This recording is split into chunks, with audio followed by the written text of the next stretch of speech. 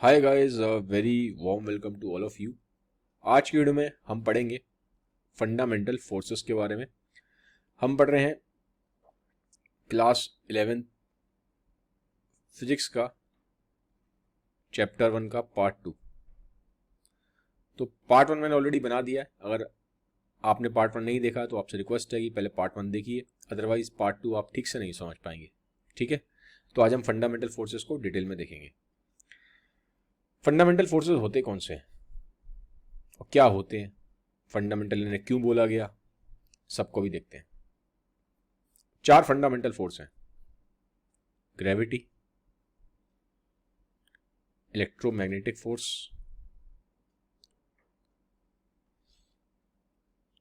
Strong nuclear force और चौथा है वीक न्यूक्लियर फोर्स। इनको समझने से पहले, इस वीडियो के एंड तक आपको इन चारों का एक बेसिक आइडिया लग जाएगा। इनको समझने से पहले, आगे बढ़ने से पहले देख लेते हैं कि इनको फंडामेंटल क्यों बोला गया है।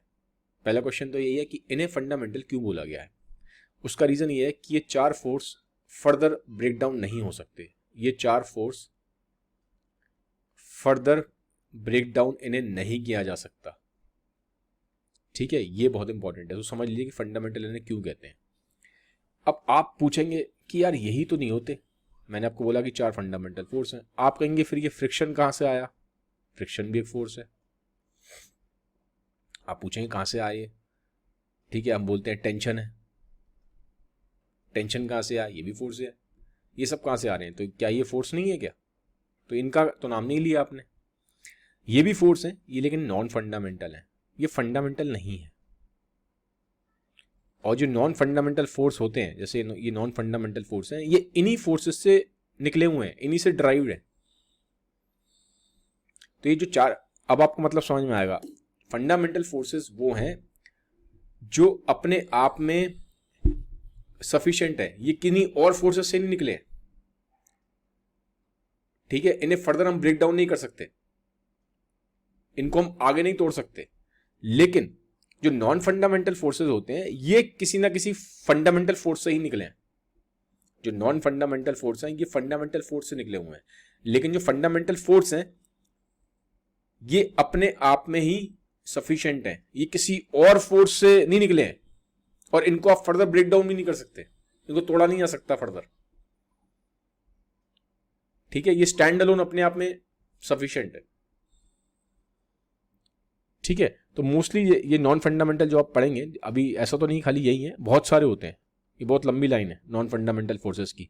लेकिन अब जब आप देखेंगे नॉन फंडामेंटल फोर्सेस का जो ओरिजिन है, वो कहीं ना कहीं फंडामेंटल फोर्सेस से ही है। ये इन फंडामेंटल फोर्सेस से ही ड्राइव होते हैं नॉन फंडामेंटल फोर्स। लेकिन जो 4 फंडामेंटल फोर्स हैं, ये ऐसा कोई ड्राइव नहीं हो रहे किसी से। ठीक है, और इनको आप फर्दर ब्रेक डाउन नहीं कर सकते, इनको फर्दर नहीं तोड़ सकते। मैं अब ग्रेविटी को आगे जाके तोड़ नहीं सकता फर्दर, इनको मैं तोड़ नहीं सकता आगे जाके इन सबको। तो अपने आप में स्टैंड अलोन फोर्सेस हैं। ठीक है, पहले तो ये समझ में आना जरूरी है कि फंडामेंटल फोर्स होते क्या हैं। अब इन फंडामेंटल फोर्सेस में सबसे पहले हम पढ़ेंगे ग्रेविटी को। ठीक है, और ग्रेविटी आपको जान के हैरानी होगी, वीकेस्ट फोर्स है। चारों फंडामेंटल फोर्स में ग्रेविटी वीकेस्ट फोर्स है। अब आप कहेंगे ग्रेविटी वीकेस्ट है, लेकिन हमें तो ये बड़ी तेज फील होता है। भाई हम जरा सा जंप लेते हैं, अर्थ हमें नीचे खींच लेती है। हल्का सा भी कोई चीज़ हम ऊपर फेंकते हैं, वो चीज़ नीचे आ जाती है। तो हमें तो लगता है ये बड़ा स्ट्रॉन्ग फोर्स है। बट आपको जान के हैरानी होगी, इन चारों फोर्सेज में सबसे जो कमज़ोर फोर्स है वो ग्रेविटी है। और जो सबसे स्ट्रॉन्ग फोर्स है, वो जैसा कि नाम में ही लिखा है स्ट्रॉन्ग, ये स्ट्रॉन्गेस्ट है। ठीक है, ये पहले पे है स्ट्रेंथ में, दूसरे नंबर पे ये है स्ट्रेंथ में, तीसरे नंबर पे ये है स्ट्रेंथ में, और चौथे नंबर पे आपका है ग्रेविटी। वीक न्यूक्लियर फोर्स भी ग्रेविटी से ज़्यादा स्ट्रॉन्ग है और कहीं गुना ज़्यादा स्ट्रॉन्ग है।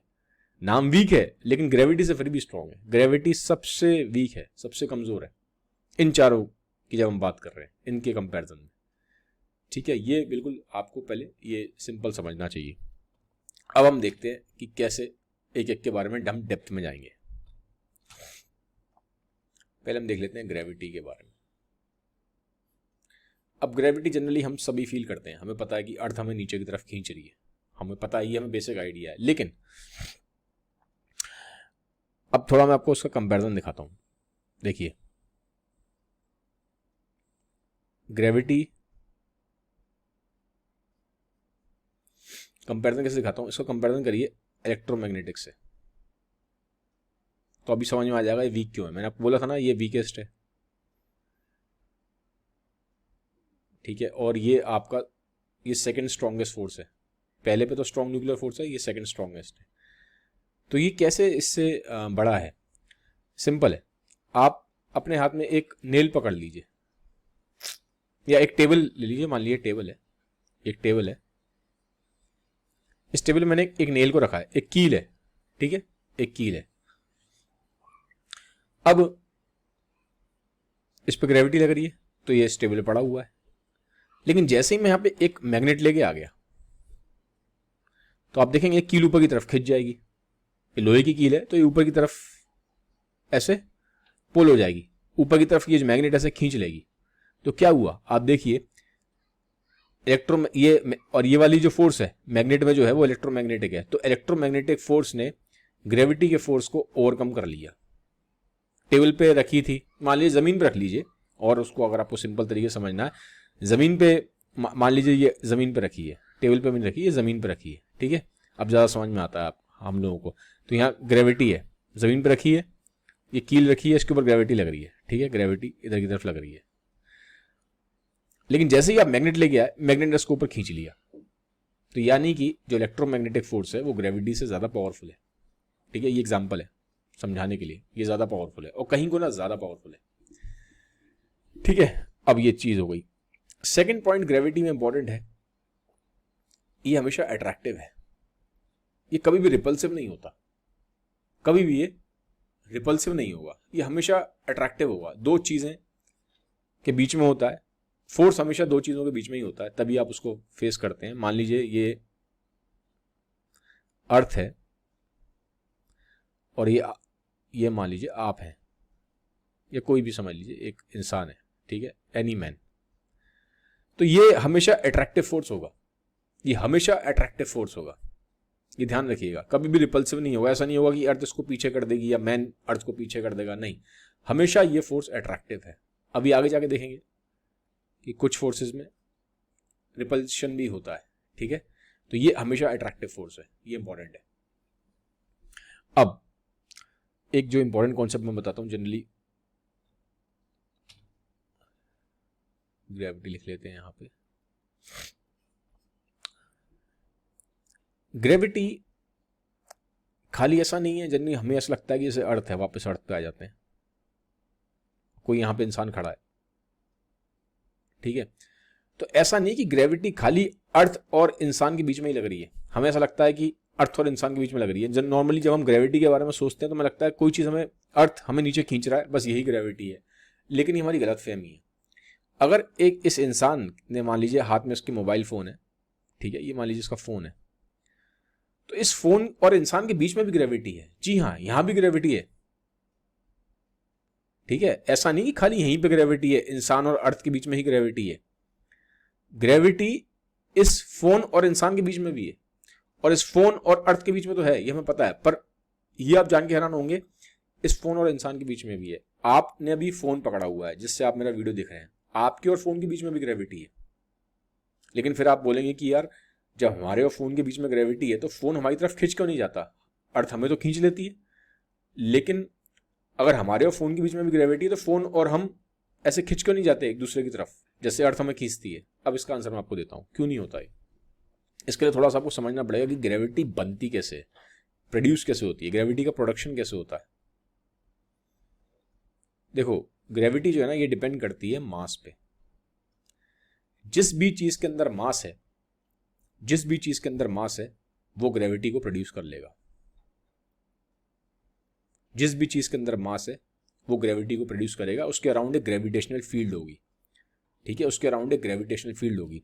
तो आप देखिए अर्थ का मास है, बहुत बड़ा मास है, अर्थ का मास बड़ा मान लीजिए, काफी बड़ा मास है। इसका मास कंपैरेटिवली अर्थ के मुकाबले बहुत छोटा है। इसका जो मास है फोन का बहुत छोटा है, ठीक है। लेकिन ग्रेविटेशनल फील्ड तीनों के राउंड होगा, फोन के राउंड भी ग्रेविटेशनल फील्ड होगा, मैन के राउंड भी ग्रेविटेशनल फील्ड होगा, और अर्थ के राउंड भी ग्रेविटेशनल फील्ड होगा, क्योंकि मास है तो ग्रेविटी तो प्रोड्यूस होगी, मास है तो ग्रेविटेशनल फील्ड तो प्रोड्यूस करेगा।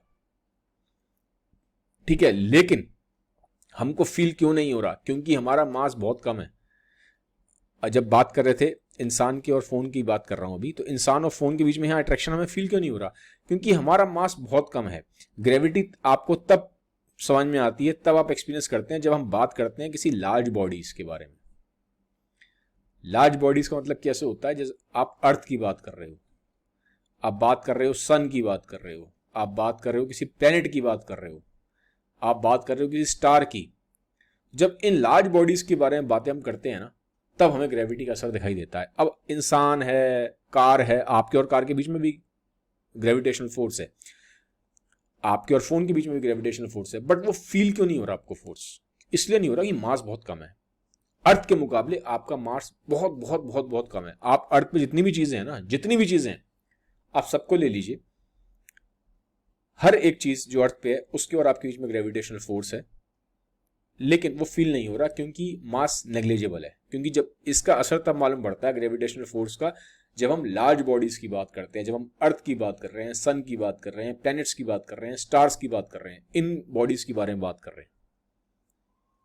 ठीक है, लेकिन ये ध्यान रखिएगा, है वो हर चीज के बीच में। जहां मास है, दो चीजों में जिनके बीच में मास है, वहां पे होगा।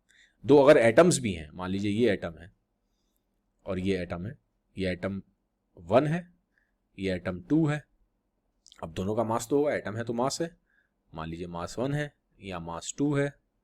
ठीक है, तो इन दोनों के बीच में भी ग्रेविटेशनल फोर्स है, लेकिन बहुत बहुत बहुत बहुत नेग्लिजिबल है, वो पता नहीं चलता, वो उसको काउंट ही नहीं करते, लेकिन प्रोड्यूस हो रहा है, प्रोड्यूस हो रहा है। और जब आप बोलते हैं ना कि हम बोलते हैं अर्थ जो प्रोड्यूस कर रहा है, अर्थ कैसे प्रोड्यूस करता है? अर्थ के अंदर trillions and trillions and trillions and trillions of atoms है, जो भी मैटर है वो एटम से बना है, अर्थ भी मैटर से बना है।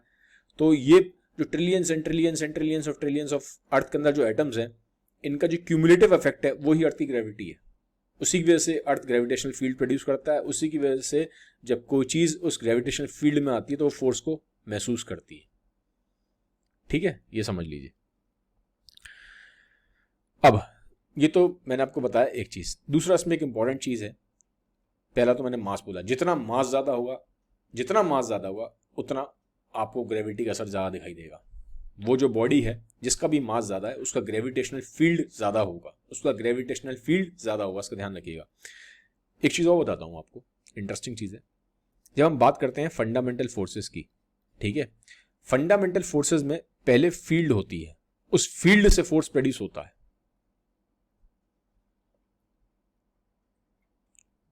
ठीक है, जब फंडामेंटल फोर्सेस की बात करेंगे, हर एक फंडामेंटल फोर्स के अराउंड जब हम फंडामेंटल फोर्स की बात कर रहे हैं तो हर एक फंडामेंटल फोर्स से एक फील्ड जुड़ी हुई है। तो पहले फील्ड होती है, फिर उससे फोर्स प्रोड्यूस होता है, उससे आप फोर्स को महसूस करते हो। फील्ड देखो, मान लीजिए थोड़ा सा समझिए, ये एटम है, ये एक एटम है, इसको ले लेते हैं, ये अभी अकेला है, कोई नहीं है, कोई भी नहीं है इसके आसपास। मान लो उसको स्पेस में रख दिया, कोई भी नहीं है इसके आसपास, कोई भी नहीं, अकेला एटम है।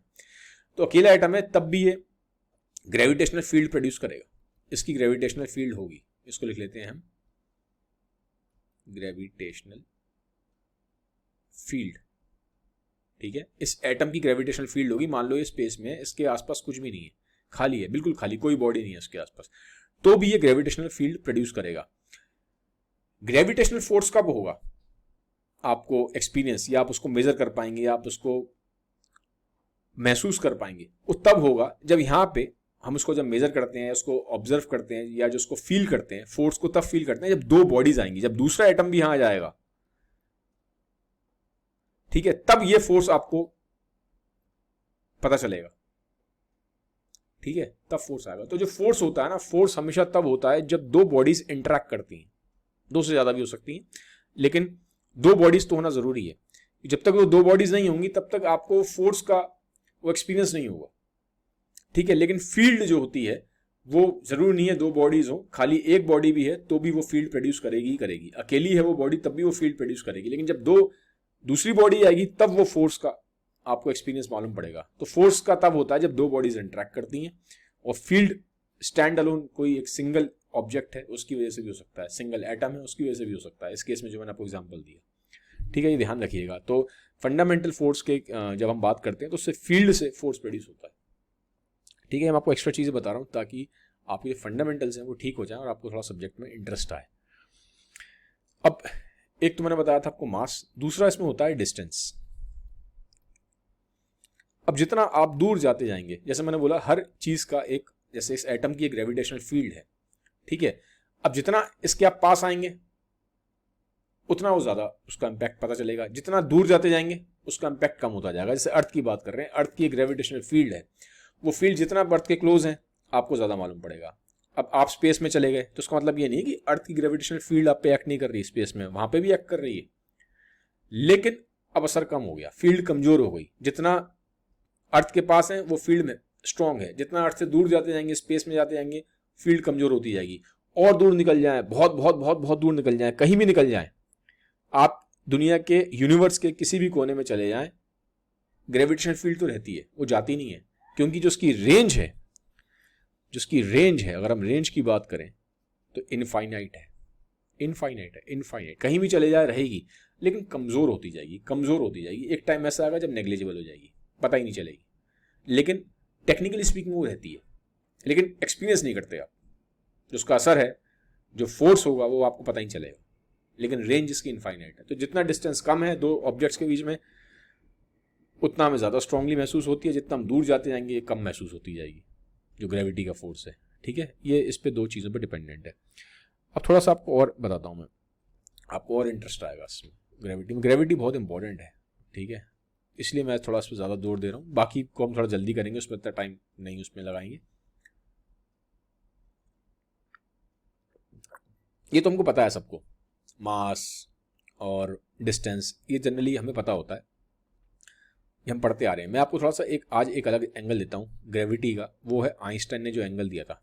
अब हम आइंस्टाइन का आउटलुक देखते हैं। आइंस्टाइन ने एक बड़ा यूनिक सा आउटलुक दिया ग्रेविटी को लेके।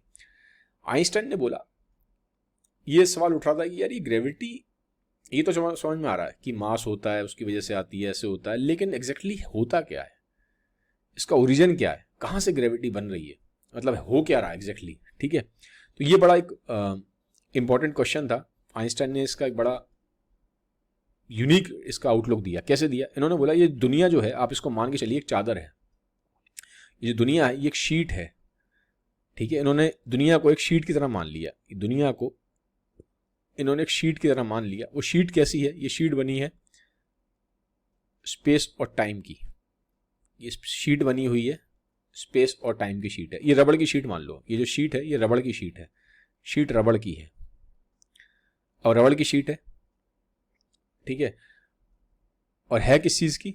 दुनिया स्पेस टाइम की एक शीट से बनी है। इसमें मान लीजिए अब यहां पे एक आपने बड़ा सा ऑब्जेक्ट रख दिया। अब ये जो ऑब्जेक्ट है इस रबड़ की शीट पे मान लीजिए सन है, तो ये क्या करेगा? ये जो स्पेस टाइम की जो रबड़ की शीट है इसमें एक डेंट क्रिएट करेगा। डेंट समझते हैं? अब रबड़ की शीट है तो यहाँ पे क्या होगा, यहाँ पे गड्ढा सा बन जाएगा, इसके ये भारी है, इस पर हमने रख दिया तो गड्ढा बन जाएगा। तो अब ये शीट कैसी हो जाएगी? कुछ ऐसी हो जाएगी, जहाँ पे सन रखा है ऐसी हो जाएगी, ऐसी हो जाएगी ना, यहाँ पे सन है। अब क्या होगा, यहाँ पे मान लीजिए कोई और एक और ऑब्जेक्ट रख देते हैं आप, मान लो अर्थ रख दिया, ये अर्थ है, तो ये क्या होगा, क्योंकि यहाँ डेंट है, यहाँ बहुत बड़ा गड्ढा है, तो ये इसकी तरफ खिंचेगा, इधर की तरफ खिंचेगा, इस गड्ढे की तरफ ये वाला प्लैनेट खिंचेगा। कोई भी हो सकता है, अर्थ हो सकता है, मार्स हो सकता है, ठीक है। तो ऐसे ये सब क्या है, इधर की तरफ खिंचेंगे, क्योंकि यहाँ गड्ढा बहुत बड़ा है। ये भी अपने लेवल पे गड्ढा बना रहे हैं, लेकिन इनका इतना बड़ा नहीं है। क्यों? क्योंकि इसका मास ज्यादा है। ये गड्ढा इतना बड़ा नहीं बना पाएंगे, इनका मास कम है। इसका मास मान लीजिए बहुत बड़ा है ना, इसका मास काफी ज्यादा बड़ा है, इनका मास कंपैरेटिवली इससे कम है, सन के मुकाबले बहुत बहुत कम है अर्थ का। तो ये वाला जो गड्ढा है ज्यादा बड़ा है, ये जो डेंट है ये ज्यादा बड़ा है, तो ये इधर की तरफ खींचना स्टार्ट हो जाएंगे। तो आइंस्टाइन का आउटलुक ये था कि जो ग्रेविटी है वो स्पेस टाइम में, इसमें जो बेंट है उसकी वजह से क्रिएट होती है। स्पेस टाइम में जो बेंट है उसकी वजह से ग्रेविटी जनरेट होती है। तो ये इन्होंने बताने की कोशिश की थी कि जनरेट होती कैसे। तो ये इन्होंने एक आउटलुक दिया था आइंस्टाइन ने, ठीक है, इसको भी समझ लीजिए। अब आइंस्टाइन का एक और इससे एक लिंक चीज़ है जिसके लिए भी 2015 में नोबेल प्राइज़ मिला था, इसको भी अब बताता हूँ, ठीक है। नोबेल प्राइज़ मिला था इसके लिए, वो था ग्रेविटेशनल वेव्स। ये टर्म आप शायद कभी सुनते होंगे न्यूज़ वगैरह में या कहीं, तो मैं इसके बारे में बताता हूँ। ये टर्म हम बात कर रहे हैं तो उसके बारे में बता ही देता हूँ आपको। जब भी कोई ऐसे कोई बहुत मैसिव ऑब्जेक्ट है, जब ये एक्सेलरेट करता है, ठीक है, जब ये एक्सेलरेट करेगा, ठीक है, जब भी कोई भी मैसिव ऑब्जेक्ट एक्सीलरेट करेगा या कोई भी नॉन यूनिफॉर्म मोशन होगा, इसका जो स्पीड है उसकी वो नॉन यूनिफॉर्म है, चेंजेस आ रहे हैं, ठीक है। तो जब भी एक्सेलरेशन करेगा कोई भी बहुत मैसिव ऑब्जेक्ट, तो ना कुछ वेव्स प्रोड्यूस होती हैं। जैसे आपने पानी में, तालाब में पत्थर मार दिया तो वेव्स प्रोड्यूस होती हैं। ऐसे ही जब भी कोई बहुत मैसिव ऑब्जेक्ट एक्सेलरेट करता है तो कुछ वेव्स प्रोड्यूस होती हैं। इसको आइंस्टाइन ने बोला ग्रेविटेशनल वेव्स। अब ये वेव्स इंपॉर्टेंट क्यों हैं? ये वेव्स इसलिए इंपॉर्टेंट है, इससे हमें यूनिवर्स के ओरिजिन के बारे में मालूम पड़ता है।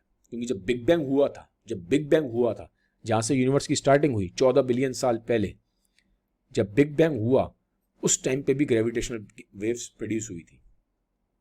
तो साइंटिस्टों की कोशिश रहती है इस ग्रेविटेशनल वेव्स को ढूंढने की।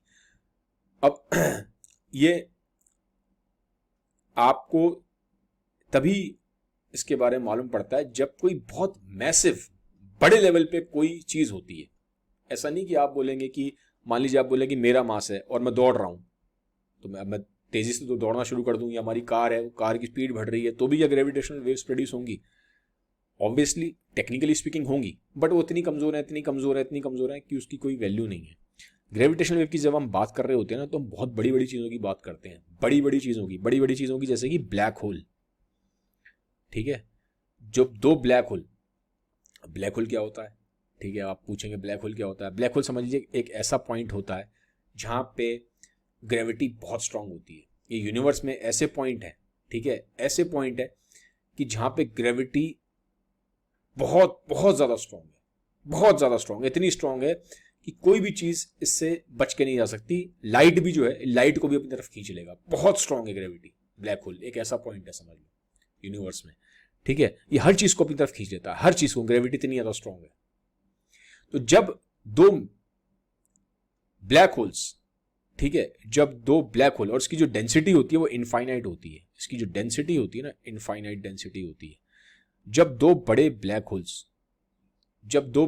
होल्स आपस में मर्ज करते हैं, ठीक है, मान लीजिए, अब इसको थोड़ा सा समझाता हूं। ये ब्लैक होल है, ये ब्लैक होल 1 है, ये ब्लैक होल 2 है।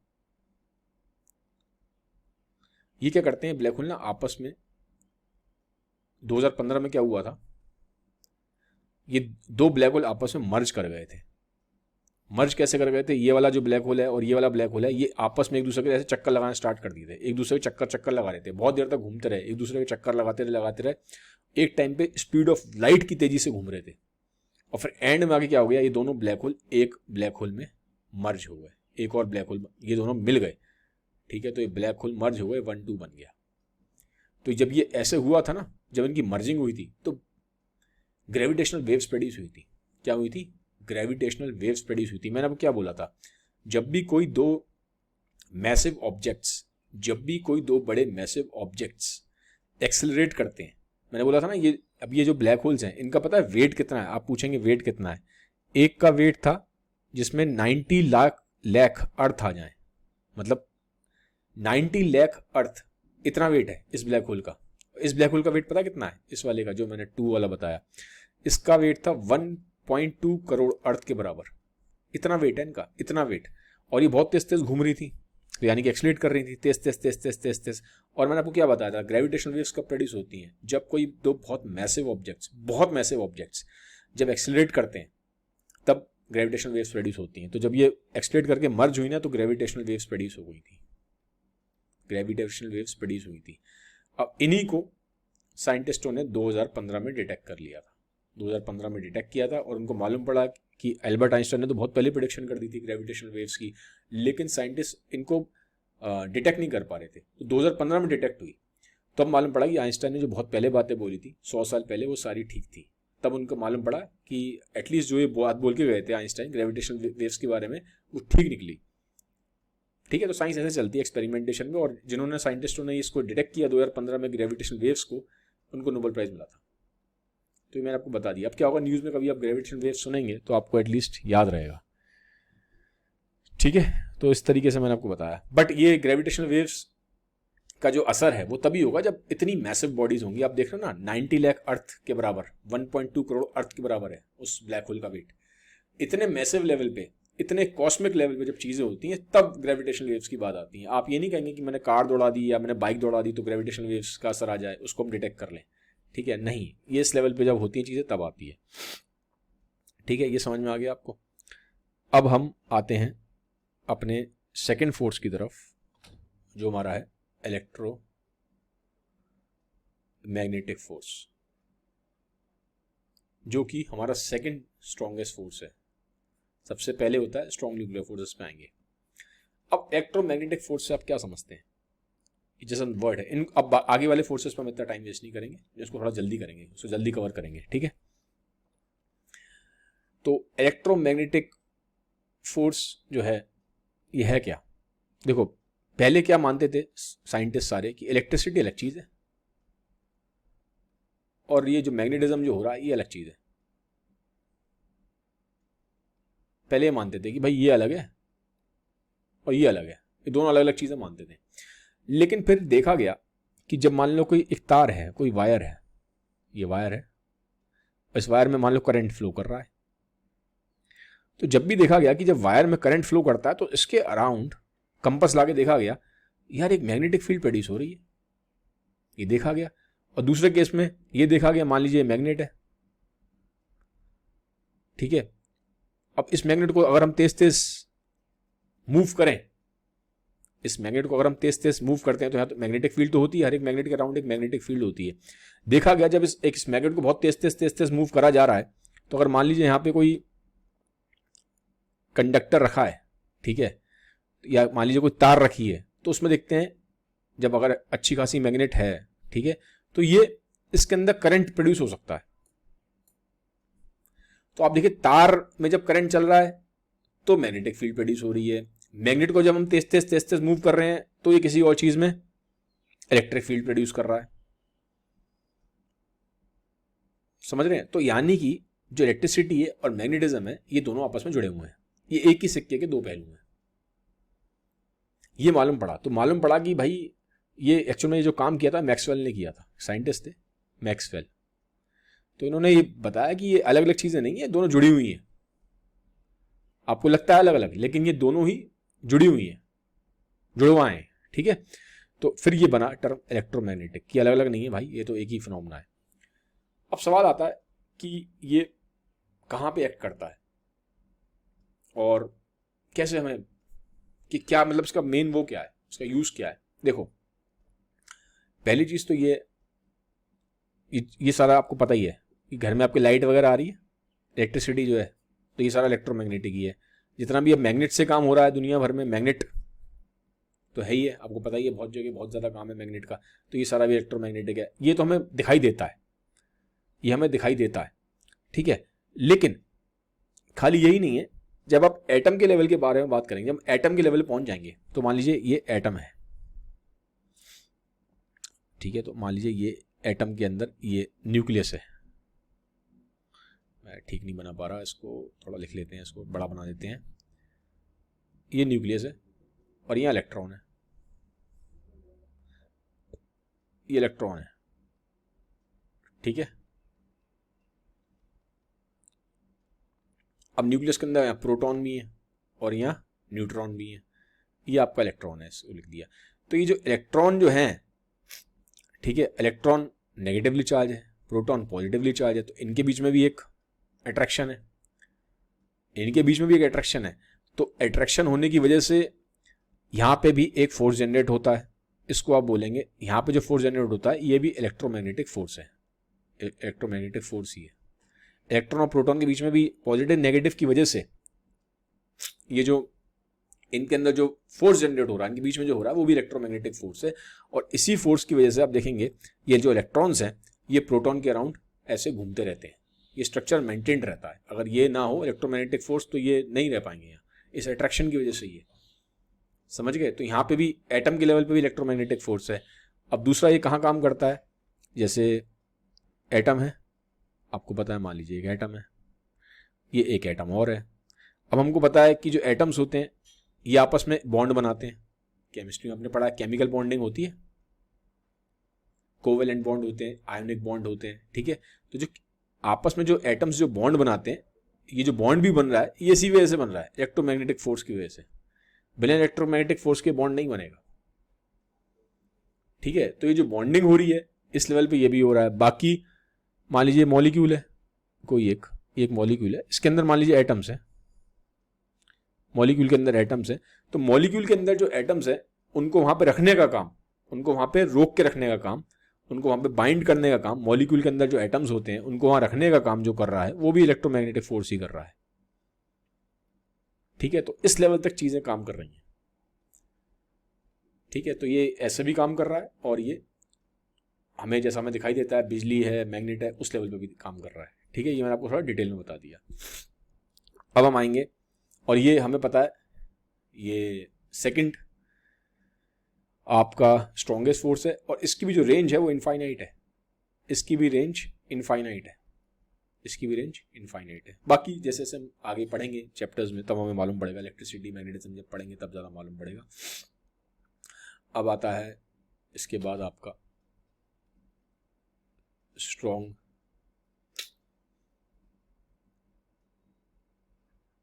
न्यूक्लियर फोर्स,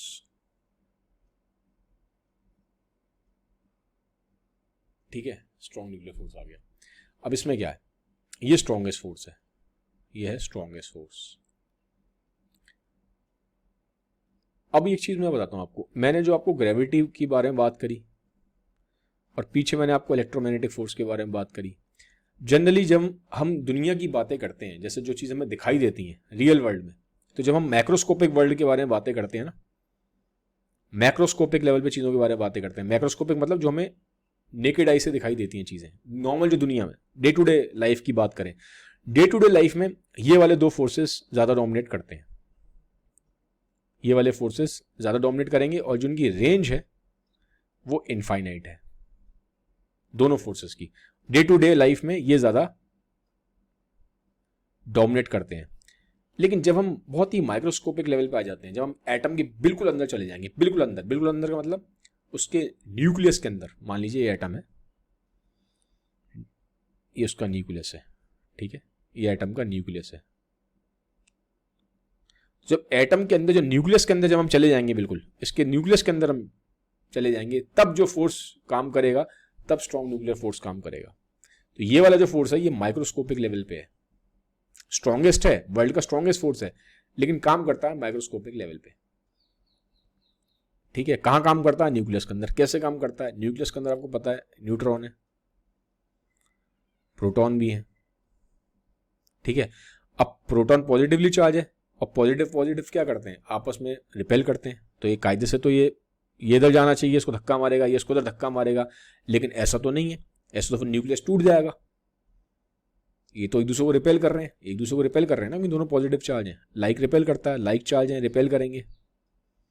लेकिन फिर भी ये प्रोटॉन इसके अंदर कैसे है, आराम से बैठा हुआ है, कैसे है, क्योंकि स्ट्रॉन्ग न्यूक्लियर जो फोर्स है वो इतना ज्यादा पावरफुल है कि वो जो इनका रिपल्शन है उसको भी ओवरकम कर लेता है, वो बहुत पावरफुल है, वो इनको यहां पर रोक के रखता है, ठीक है। तो वो क्या करेगा, वो इन सबको यहां पे रोक के रखेगा। तो ये जो स्ट्रक्चर, ये जो मेंटेन रहता है ना, ये पूरा का पूरा जो स्ट्रक्चर मेंटेन्ड है वो उसी की वजह से, ये जो न्यूक्लियस के अंदर जो पूरा स्ट्रक्चर मेंटेन्ड है ये स्ट्रॉन्ग न्यूक्लियर फोर्स की वजह से। इस चीज का ध्यान रखिएगा। बाकी अभी अगर हम अंदर जाएंगे, इसके डेप्थ में देखेंगे तो कैसे काम कर रहा है, फिर तो यहाँ पे गेम आता है क्वार्क का। जो न्यूट्रॉन और जो प्रोटॉन है ये दोनों बने हुए हैं क्वार्क से, ठीक है, ये क्वार्क से बनते हैं। अभी मैं उतनी डेप्थ में नहीं जा रहा, सिर्फ आपको बता रहा हूं कि अगर आप देखोगे तो प्रोटॉन भी दोनों क्वार्क से बने हुए हैं। अब इन क्वार्क को भी ये समझ लो इसके अंदर भी कुछ पार्टिकल्स हैं छोटे छोटे, जो मैंने आपको बताया यहाँ पे ऐसे पार्टिकल्स हैं क्वार्क, इनको भी जोड़ कर रखता है एक और पार्टिकल, समझ लो वो ग्लूऑन है, उनको जोड़ कर रखता है। ठीक है, तो यहां पे इस लेवल पे ये स्ट्रॉन्ग न्यूक्लियर फोर्स काम कर रहा है, इस लेवल पे। ठीक है, तो अभी इसको भूल जाओ, ये आगे जब अंदर जरूरत पड़ेगी डेप्थ में जाने की तब जाएंगे, इतना भी डेप्थ में जाने की जरूरत नहीं है, ये सब समझाने के लिए था। तो मेनली जो उसका असर है स्ट्रॉन्ग न्यूक्लियर फोर्स का, वो न्यूक्लियस के अंदर अंदर ही है। जो उसके रेंज है, अगर हम इसकी रेंज की बात करें तो ये न्यूक्लियस की बस अंदर ही अंदर काम कर रहा है, न्यूक्लियस के बाहर इसका आपको असर दिखाई नहीं देगा। इसका मेन काम है ये जो न्यूट्रॉन है, ये प्रोटॉन है, इन सबको यहाँ पे अंदर रखने का, ताकि ये जो स्ट्रक्चर है न्यूक्लियस का मेंटेन रहे, अदरवाइज तो ब्रेक हो जाएगा। ये प्रोटॉन प्रोटॉन आपस में एक दूसरे को रिपेल कर रहे हैं, तो इतना पावरफुल है कि इनके रिपल्शन को ओवरकम कर जाता है और सबको बांध के रखता है वहां पे। ठीक है, ये समझ में आ गया। अब आएंगे हम, फाइनली आएंगे, और ये स्ट्रॉन्ग न्यूक्लियर फोर्स है, इसे ब्रेक नहीं किया जा सकता, इसको ब्रेक नहीं किया जा सकता, अभी तक हम इसको ब्रेक नहीं कर पाए। वैसे तो साइंटिस्ट जब न्यूक्लियर रिएक्टर्स में करते हैं काम, जब न्यूक्लियर रिएक्टर्स में काम होता है, या आप देखेंगे जो एटॉमिक बॉम्ब्स भी बनते हैं, ठीक है, उसमें जो बड़ा एक न्यूक्लियस होता है उसको तोड़ा जाता है। ठीक है, मैं बताता हूँ जैसे कैसा होता है फिजन, जो होता है न्यूक्लियर फिजन, एक हल्का सा आपको आइडिया देता हूँ न्यूक्लियर फिजन का। मान लीजिए न्यूक्लियस, ठीक है, और ये किसी ऐसे ये अनस्टेबल न्यूक्लियस है, अनस्टेबल न्यूक्लियस है, ठीक है, और अनस्टेबल है, स्टेबल होना चाहता है। तो यहाँ पे मान लीजिए एक पार्टिकल हमने से इसको टकरावा दिया, न्यूट्रॉन से छोटा सा पार्टिकल आया, उसे टकराएगा, तो जब उसे टकराएगा तो आप समझ लीजिए एक तरीके से ये स्ट्रक्चर में चेंजेस आएंगे, चेंजेस आएंगे, लेकिन उसके बाद भी चेंजेस आने का मतलब ये नहीं है, और फिर एक यहाँ पे चेंजेस आते हैं, फिर एक चेन रिएक्शन स्टार्ट हो जाती है, एक के बाद एक चेन रिएक्शन स्टार्ट होती है। तो चेंजेस आएंगे इस न्यूक्लियस में, लेकिन इसका मतलब ये नहीं कि स्ट्रॉन्ग जो आपका न्यूक्लियर फोर्स है जो मैंने आपको पीछे बताया वो ओवरकम हो गया, वो ओवरकम अभी भी नहीं हुआ। ठीक है, चाहे न्यूक्लियर रिएक्टर्स हो, चाहे मेकिंग ऑफ एटॉमिक बॉम्ब हो, वहां पे भी स्ट्रॉन्ग न्यूक्लियर फोर्स कभी भी ओवरकम नहीं होता, वो तब भी वहां रहता है। तो अभी तक हमारे पास कोई टेक्नोलॉजी नहीं है, और इनफैक्ट जैसे बहुत बड़े बड़े साइंटिस्टों की ऑब्जर्वेटरी होती है जहां पे पार्टिकल्स को ना, बहुत छोटे पार्टिकल्स को, सब एटॉमिक पार्टिकल्स को, जो एटम के भी अंदर पार्टिकल्स होते हैं, उनको बहुत स्पीड से मतलब काइंडली समझ लीजिए स्पीड ऑफ लाइट के आसपास की स्पीड से, ठीक है, बहुत स्पीड से इनको एक्सेलरेट कराया जाता है, बहुत स्पीड से बहुत छोटे छोटे पार्टिकल्स को, सब एटॉमिक पार्टिकल्स को एक्सेलरेट कराया जाता है। ठीक है, इनको बोलते हैं, ऐसे बड़ी बड़ी दुनिया में ऑब्जर्वेटरी है जैसे लीगो, ठीक है, पार्टिकल एक्सीलरेटर्स, इनको एक्सीलरेट कराया जाता है, छोटे छोटे पार्टिकल्स को, यहाँ पे सब एटॉमिक पार्टिकल्स को एक्सीलरेट कराया जाता है, बहुत तेज स्पीड होती है, बहुत तेज होती है। ठीक है, आप इमेजिन भी नहीं कर पाओगे इतनी तेज स्पीड है। तो पार्टिकल्स टकराते हैं फिर, ठीक है, पार्टिकल्स जाके टकराते हैं, तो जब ये टकराते हैं तो एक तरीके से समझ लीजिए जो न्यूक्लियस है ना, ये ब्रेक होता है, जो मैंने आपको बताया ना न्यूक्लियस ब्रेक होगा, तो कुछ और पार्टिकल्स वो फिर ऑब्जर्व करते हैं कि क्या कौन से पार्टिकल निकले, क्या पार्टिकल निकले, लेकिन उसके बावजूद भी strong nuclear force partially overcome होता है, पार्शियली। ठीक है, बहुत कुछ माइन्यूट से सेकंड्स के लिए हो जाता है, कुछ माइन्यूट से सेकंड के लिए। जो क्वार्क मैंने बताया था ना, क्वार्क से बने हुए हैं, प्रोटॉन न्यूट्रॉन बने किससे, क्वार्क से, थोड़ा सा उनका स्ट्रक्चर ब्रेक होता है, लेकिन बहुत कुछ मिली सेकंड्स के लिए होता है, लेकिन इमीडिएटली वापस स्ट्रॉन्ग न्यूक्लियर फोर्स अपने उसमें आ जाता है। तो स्ट्रॉन्ग न्यूक्लियर फोर्स को हम कह सकते हैं थोड़ी देर के लिए, कुछ माइक्रो सेकंड्स के लिए ब्रेक करा गया है, या बहुत पार्शली करा गया है, लेकिन पूरी तरह से हम स्ट्रॉन्ग न्यूक्लियर फोर्स को ब्रेक नहीं कर पाए, हमारे पास अभी वो टेक्नोलॉजी नहीं है, और ये बहुत डिस्ट्रक्टिव हो सकता है, क्योंकि जो पावर है, जो एनर्जी निकलेगी स्ट्रॉन्ग न्यूक्लियर फोर्स को ब्रेक करने से, मतलब वो आप इमेजिन भी नहीं कर सकते। क्योंकि अभी जो एटम बॉम्ब गिराया गया था हिरोशिमा नागासाकी पे, उसमें भी स्ट्रॉन्ग न्यूक्लियर फोर्स वाली एनर्जी ही निकली, पूरी तरह से वो ब्रेक नहीं हुआ था, वो तो चेन रिएक्शन था। तो आप सोचिए अगर स्ट्रॉन्ग न्यूक्लियर फोर्स को ओवरकम कर लिया गया है तो कितनी ज्यादा मैसिव अमाउंट में एनर्जी निकलेगी। ठीक है, तो ये बता रहा हूँ, ये मैं आपको एक्स्ट्रा इन्फॉर्मेशन दे रहा हूँ ताकि थोड़ा सा आपका सब्जेक्ट में इंटरेस्ट बने, ये भी इंपॉर्टेंट है, सब्जेक्ट में इंटरेस्ट बने। ठीक है, अब फाइनली आते हैं वीक न्यूक्लियर फोर्स पे। ठीक है, तो हमने स्ट्रॉन्गेस्ट फोर्स पढ़ लिया, स्ट्रॉन्ग न्यूक्लियर फोर्स सबसे स्ट्रॉन्गेस्ट था और उसका जो रेंज है वो सिर्फ न्यूक्लियस तक ही है, उसके बाहर उसका असर पता नहीं चलता। अब आते हैं वीक न्यूक्लियर फोर्स पे। ये वीकेस्ट, ये ग्रेविटी से स्ट्रॉन्गेस्ट है, ग्रेविटी से ज़्यादा स्ट्रॉन्ग है। भले ही वीक लग रहा है, नाम में वीक है, लेकिन फिर भी ये वीक न्यूक्लियर फोर्स, इसको मैंने WNF लिख दिया है, ग्रेविटी से तब भी ज़्यादा स्ट्रॉन्ग है। ठीक है, इलेक्ट्रोमैग्नेटिक से वीक है कंपैरेटिवली, लेकिन ग्रेविटी से फिर भी स्ट्रॉन्ग है। अब ये क्या काम करता है? काम ये भी सब एटॉमिक लेवल पे ही करेगा, काम ये भी सब एटॉमिक लेवल पे ही करेगा। न्यूक्लियस के लेवल पे काम करेगा, न्यूक्लियस के लेवल पे काम करेगा, एटम के न्यूक्लियस पे, और थोड़ा सा आपको एटम के न्यूक्लियस के बाहर भी दिखाई दे देगा इसका असर, हल्का हल्का इसका असर न्यूक्लियस के बाहर भी रहता है, बट मेनली इसका भी असर यहीं आपको दिखाई देगा न्यूक्लियस के लेवल पे। अब ये मेनली क्या करता है? ये है मेनली रेडियो एक्टिव डिके में। जब इसकी बात होगी तो आप रेडियो एक्टिव डिके मान लो, रेडियो एक्टिव डिके में इसका रोल है। रेडियो एक्टिव डिके में इसका कैसा रोल है? इसका आप सिंपल एग्जांपल ले सकते हैं कार्बन से। ठीक है, कार्बन 14 जो है उसको अभी मैं समझाता हूं आपको, उसका कैसे इसका एग्जांपल है, वहां से आपको क्लियर हो जाएगा। देखो, मान लीजिए कि इसमें होता क्या है, जैसे कि यहां प्रोटॉन होते हैं और यहां न्यूट्रॉन होते हैं। ठीक है, तो ये वाला फोर्स करता क्या है? ये व्हाट इट डज, इसका मेन काम क्या है? प्रोटॉन को न्यूट्रॉन में कन्वर्ट कर देगा या न्यूट्रॉन को प्रोटॉन में कन्वर्ट कर देगा। ठीक है, आप देखिए ये नॉर्मली अलग अलग पार्टिकल्स हैं, इनको मैंने बाहर निकाल लिया यहां से। ठीक है, तो ये क्या करता है, जो वीक न्यूक्लियर फोर्स है ये क्या करेगा, ये इसको इसमें कन्वर्ट कर देगा। एक मैजिक की तरह समझ लो, ये एक मैजिक ये जादूगर है, ये एक मैजिकल समझ लो, एक मैजिकल शेफ है। ठीक है, जो इस रेसिपी को चेंज कर सकता है। ठीक है, एक जादूगर की तरह है। तो ये क्या करता है, न्यूट्रॉन को प्रोटॉन में कर देता है। ठीक है, और कुछ केस में प्रोटॉन भी न्यूट्रॉन में कन्वर्ट हो जाते हैं। तो ये ऐसे आपस में इंटर कन्वर्जन करवा सकता है, तो ये जादूगर है। ठीक है, ये इसका मेन काम है। अब रेडियो एक्टिव डिके में क्यों बोल रहा था, देखिए जैसे कि मान लीजिए कार्बन 14 का एग्जांपल लेते हैं। कार्बन 14 में क्या होता है आपको पता होगा, तो इसमें तो अभी क्या है, जैसे कि यहाँ पे एग्जांपल लेते हैं वीक न्यूक्लियर फोर्स को समझने के लिए। जैसे कार्बन 14 है तो उसमें 6 प्रोटॉन है और 8 न्यूट्रॉन है। तो अब क्या होगा, जो वीक न्यूक्लियर फोर्स है यहाँ पे एक्ट करेगा और ये एक न्यूट्रॉन को प्रोटॉन में कन्वर्ट कर देगा। जी हाँ, ये वीक न्यूक्लियर फोर्स क्या करेगा, इस केस में न्यूट्रॉन को कन्वर्ट कर देगा प्रोटॉन में। जी ये कर सकता है यहाँ पे। ठीक है, तो अब क्या बन जाएगा यहाँ पे, जब यहाँ पे वीक न्यूक्लियर फोर्स एक्ट कर गया, अब प्रोटॉन भी 7 रह गए और न्यूट्रॉन भी 7 हो गए, क्योंकि न्यूट्रॉन एक कन्वर्ट हो गया प्रोटॉन में। तो न्यूट्रॉन हो गए 7, प्रोटॉन भी हो गए 7। अब ये पूरा एटम ही चेंज हो गया, ये कार्बन 14 से बन गया नाइट्रोजन 14। ये कार्बन 14 था, लेकिन अब ये नाइट्रोजन 14 में चेंज हो गया, पूरा चेंज हो गया। ठीक है, तो ये एक तरह से रेडियो एक्टिव डिके होता है, ये रेडियो एक्टिव डिके है। ठीक है, इस केस में ये बीटा डिके हो रहा है। अभी इसमें नहीं जाना कौन सा डिके है क्या, ये सिर्फ समझा रहा हूं मैं आपको। ठीक है, तो ये जो इस तरह के जो कन्वर्जन होते हैं कि प्रोटॉन न्यूट्रॉन में हो रहा है, न्यूट्रॉन प्रोटॉन में हो रहा है, ये वीक न्यूक्लियर फोर्स की वजह से होते हैं।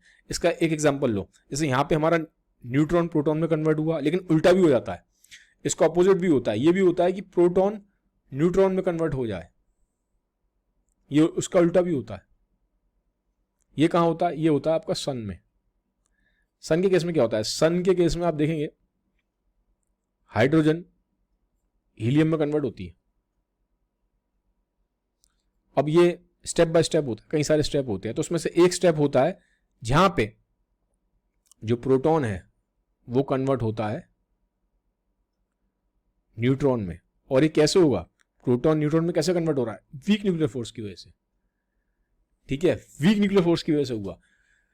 तो वीक न्यूक्लियर फोर्स यहां भी काम कर रहा है, रेडियो एक्टिव डिके में वीक न्यूक्लियर फोर्स यहां भी काम कर रहा है। सन, जब सन में हाइड्रोजन हीलियम में कन्वर्ट हो रही है, लेकिन काम इसका वही है, यहां पे न्यूट्रॉन को प्रोटॉन में कन्वर्ट कर रहा था, यहां प्रोटॉन को न्यूट्रॉन में कन्वर्ट कर रहा है। तो ये है वीक न्यूक्लियर फोर्स का काम, ये ऐसे काम करता है।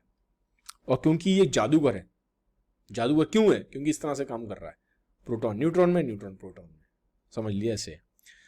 ठीक है, तो अब ये हो गया। अब थोड़ा सा मैं आपको समझा देता हूँ एक एनालॉजी, ताकि आप अच्छे से समझ पाएं। ये जो चारों मैंने आपको एग्जांपल दिए, चारों फोर्सेस के, इनको आप और अच्छे से समझना चाहते हो तो देखो ये एक एनालॉजी है, ये एक एनालॉजी है। स्ट्रॉन्ग न्यूक्लियर फोर्स को आप मान के चलिए एक सूमो रेसलर की तरह है, बहुत स्ट्रॉन्ग है। हमें पता है स्ट्रॉन्ग न्यूक्लियर क्या है, स्ट्रॉन्ग है, बहुत स्ट्रॉन्ग है, सबसे स्ट्रॉन्ग है। इन चार ये मैंने एग्जांपल दिए हैं, अभी नीचे अभी देखेंगे, मैराथन रनर, स्प्रिंटर और एक एंट मतलब चीटी। इन सब में स्ट्रेंथ देखी जाएगी तो सूमो रेसलर की सबसे ज्यादा है, लेकिन इसकी स्ट्रेंथ इसके रिंग में है, खाली इसके रिंग तक ही सीमित है, रिंग तक इसके लिमिटेड है। सूमो रेसलर रिंग में ही स्ट्रॉन्ग है, ठीक है। तो ये स्ट्रॉन्ग न्यूक्लियर फोर्स की तरह है, स्ट्रॉन्गेस्ट है लेकिन रिंग तक है। रिंग मतलब स्ट्रॉन्ग न्यूक्लियर फोर्स में अगर उसको लेके वैसे देखेंगे तो उसके न्यूक्लियस तक ही है उसकी लिमिट। फिर सेकंड नंबर पे स्ट्रॉन्गेस्ट कौन होता है, इलेक्ट्रोमैग्नेटिक फोर्स। इलेक्ट्रोमैग्नेटिक फोर्स समझ लो एक मैराथन रनर की तरह है। मैराथन रनर बहुत फिट होता है, ठीक है, ये कितना भी भाग सकता है, कितना भी दौड़ा लो उसको, बहुत लंबी लंबी रेंज तक दौड़ सकता है, ठीक है। तो ये इलेक्ट्रोमैग्नेटिक फोर्स है, तो इसकी भी रेंज बहुत है, हमें पता है इनफाइनाइट है, तो यानी कि तरीके से यहाँ पे हम समझेंगे तो कितना भी दौड़ सकता है मैराथन रनर, तो ये इलेक्ट्रोमैग्नेटिक फोर्स है। वीक न्यूक्लियर फोर्स क्या है, स्प्रिंटर की तरह है, स्ट्रॉन्ग है लेकिन जैसे स्प्रिंटर क्या होता है, स्प्रिंटर 100 मीटर की रेस दौड़ता है, उससे ज़्यादा नहीं दौड़ रहा हो, 100-200 मीटर दौड़ लेगा, 300 मीटर 400 मीटर बस इतना ही होता है, ठीक है, इससे ऊपर नहीं जाएगा वो। तो जो स्प्रिंटर है स्ट्रॉन्ग है लेकिन उसकी रेंज बहुत लिमिटेड है, ऐसी वीक न्यूक्लियर फोर्स है। जैसे मैंने बताया न्यूक्लियस के लेवल पे ही काम करता है मेनली, थोड़ा सा न्यूक्लियस के बाहर भी करता है, स्ट्रॉन्ग है लेकिन बस वहीं तक है। फिर चौथे पे ग्रेविटी क्या है, ग्रेविटी चींटी की तरह है, इन सब के मुकाबले, इन आपस में कंपैरिजन कर रहा हूं, इन सब के मुकाबले चींटी की तरह है, लेकिन है सब जगह, चींटी सब जगह होती है। तो ये एक एनालॉजी दी है समझाने के लिए, ताकि आप इजीली उसको समझ पाएं चारों को, ठीक है, ये समझाने के लिए था। तो ये था वीडियो। अगर वीडियो मेरे अच्छे लगते हैं, इन्फॉर्मेटिव लगते हैं, कुछ आपको हेल्प मिलती है तो काइंडली इसको सबके साथ शेयर कर दीजिएगा। Have a nice day, bye bye, take care, thank you.